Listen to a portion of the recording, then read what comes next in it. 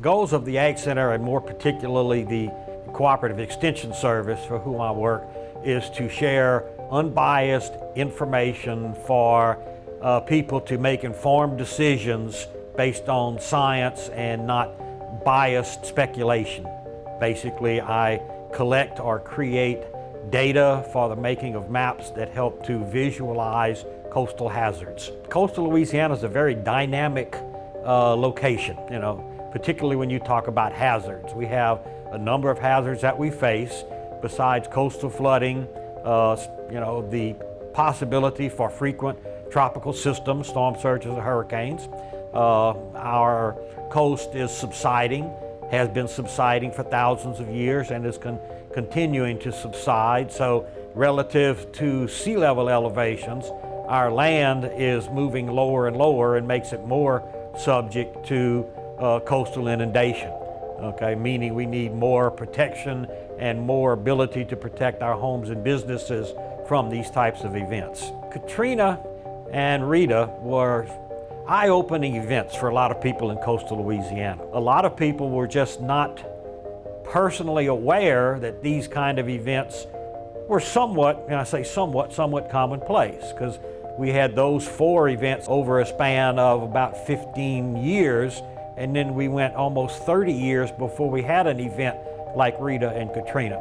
I gave a seminar to a group here at LSU, not too long after Rita, talking about some of the work that was being done with storm surge models and the vulnerability of coastal Louisiana to these types of events.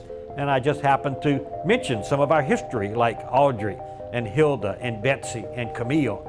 And I looked at a room full of blank faces.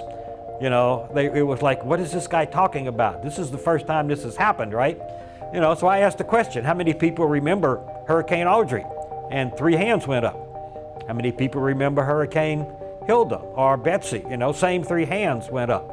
A few more people had heard of Camille because it was more of a newsworthy event, and communications were a lot better, during that point of time. But there was still only about 5 people in the room that had heard of any of these events. So Louisiana had become somewhat complacent during that period of time because so many people came of age without a personal experience with a major storm surge producing hurricane. Right after the oil spill in the Gulf of Mexico, we had a group from Alaska that had experienced the Exxon Valdez incident there.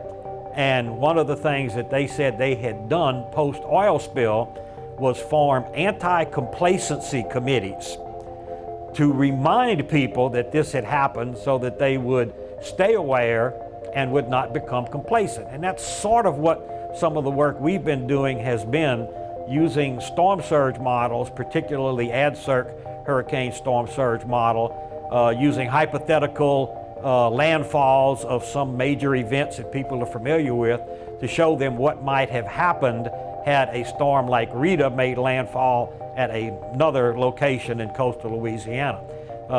We had a lot of people that had the mindset that, oh, this can't happen here.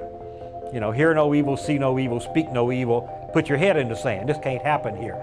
So by showing them the potential impacts of known storms, it helps them to realize that what happened in New Orleans during Katrina or happened in Cameron Parish during Rita are events that could have major impacts on other locations along the coast. I think we are much more capable now of dealing with these types of events than we were in the past. Louisiana has a unique culture. It's a great place to live. And other areas of the United States are all faced with their own particular types of hazards. Everybody has that potential hazard out there that could cause a problem, in their day-to-day life at some point in time. We just happen to have one that you can see coming, for 2 or 3 days in advance. So if we know to be prepared and can be prepared, we should be able to be resilient. There are methodologies by which you can build a house that will resist most of the damage from hurricanes and storm surge if they're utilized. But we just have to keep the people aware of the issues that we face, over time. to not let them be complacent, to sort of be the anti-complacency committee for hazards in coastal Louisiana, and to keep them informed.